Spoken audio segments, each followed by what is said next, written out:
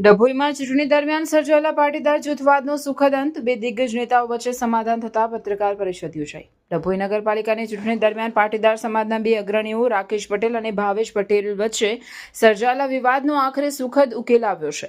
ચૂંટણી સમયે થયેલી જૂથ અથડામણમાં એટ્રોસિટી જેવી ગંભીર કલમો હેઠળ ફરિયાદ નોંધાઈ હતી, જેનાથી સમાજમાં ભાગલા પડવાની ભીતિ હતી। સામાજિક એકતા જાળવવા એસપીજી સરદાર પટેલ સેવા દળ, ધારાસભ્ય શૈલેષ મહેતા અને ડોક્ટર ઋત્વિજ પટેલ દ્વારા મધ્યસ્થી કરવામાં આવી હતી।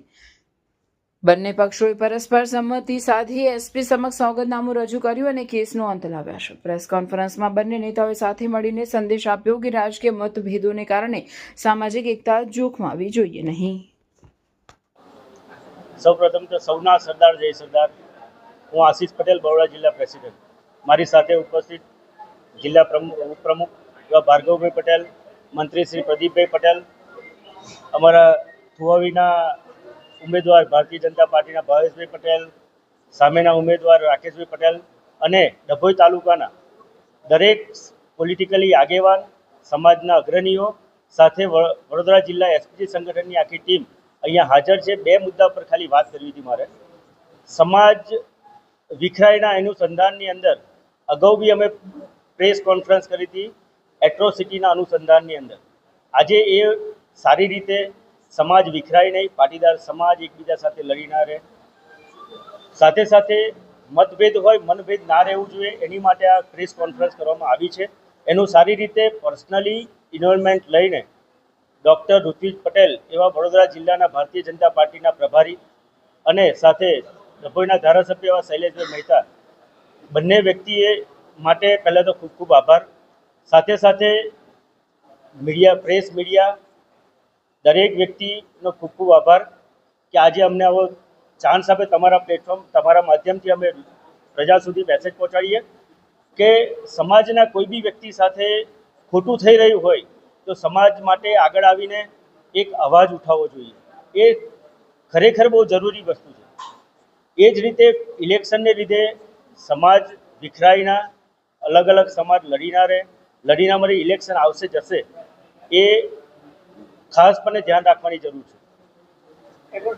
આજે આપણા આદરણીય વડાપ્રધાન એવા નરેન્દ્ર મોદીજી સરદારધામ 3 તારીખ 11 મે 2026ના રોજ આપણા આંગણે આવી રહ્યા છે। એ અમારી માટે, પાટીદાર સમાજ માટે એક ગર્વની વાત છે કે પાટીદાર સમાજનું સંકુલ એવું સરદારધામ 3 બની રહ્યું છે। સરદારધામ 3 જે વડોદરા જિલ્લાની અંદર સૌથી મોટું સંકુલ છે અને એ સંકુલ ખાલી નથી, ત્યાં શિક્ષણ, સંસ્કૃતિ, એકતા એનું પ્રતીક છે। તો આજે માનનીય વડાપ્રધાન શ્રી આપણા આંગણે આવી રહ્યા હોય ત્યારે મારા સમાજ, પાટીદાર સમાજ અને સર્વ સમાજને આમંત્રણ આપવા માટે, આહ્વાન કરવા માટે બેઠો છું કે આજે આપણા માટે બહુ ગર્વની વાત છે, તો એમનું શાંતિપૂર્વક, સારી રીતે, ભવ્યથી ભવ્ય રીતે આપણે એમનું સ્વાગત કરીએ।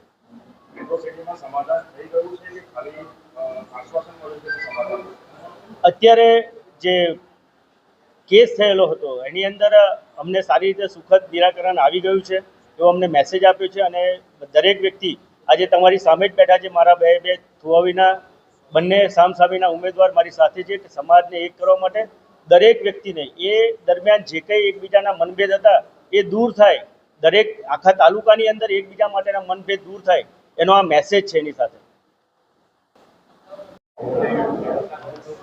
સૌના સરદાર જય સરદાર।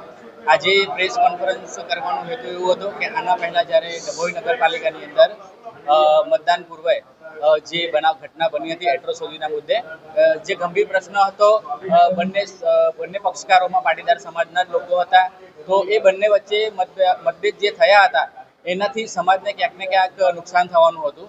તો એનો અનુસાર અમને એસપીજીને મળ્યો હતો।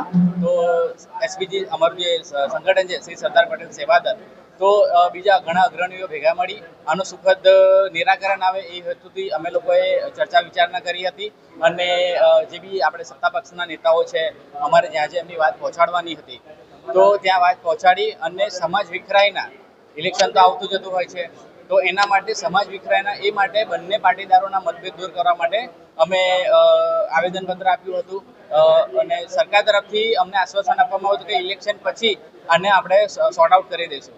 ઇલેક્શન જેવું પત્યું બીજા દિવસે ડૉક્ટર ઋત્વિક પટેલ અને ડભોઈના ધારાસભ્ય આપના એવા શૈલેષભાઈ મહેતાએ પર્સનલી ઇન્વોલ્વમેન્ટ આપ્યું છે. અમારા પ્રમુખ આશીષભાઈ પટેલે પણ આમાં અથાગ પ્રયત્નો કર્યા છે અને બધાને સાથે રહી અને ગઈકાલે એટ્રોસિટીની જે ગંભીર કલમ લગાવવામાં આવી હતી એનું એસપી સમક્ષ સોગંદનામું રજૂ કરી અને આ કેસને આપણે પૂરો કરવામાં આવ્યો છે. અમારી સાથે રાકેશભાઈ પટેલ જેમના ઉપર એટ્રોસિટીની ફરિયાદ દાખલ થઈ હતી એ પણ હાજર છે. સામે પક્ષમાં આપણા જે ભારતીય જનતા પાર્ટીના ઉમેદવાર હતા ભાવેશભાઈ પટેલ એ પણ આજે હાજર છે. બંને ખાસ મિત્રો છે, બંને સમાજના જ છે અને બંને અમારી સાથે બેઠા છે. એ અમારો આ સુખદ જે અમે નિરાકરણ લાવ્યા છે તો એના માટે આજે પ્રેસ કોન્ફરન્સ કરવામાં આવી હતી અને આપના માધ્યમથી અમને સમાજને એક જ મેસેજ આપવા માંગીએ છીએ કે જ્યારે કોઈ પણ ઇલેક્શન હોય કે કોઈ પણ હોય પાટીદાર દરેક સામે બી હોતા હોય છે તો તમે મતભેદ ના રાખશો અને હંમેશા જ્યારે સમાજનું હિત હોય ત્યારે સમાજના પડખે તમે પહેલા ઉભા રહો.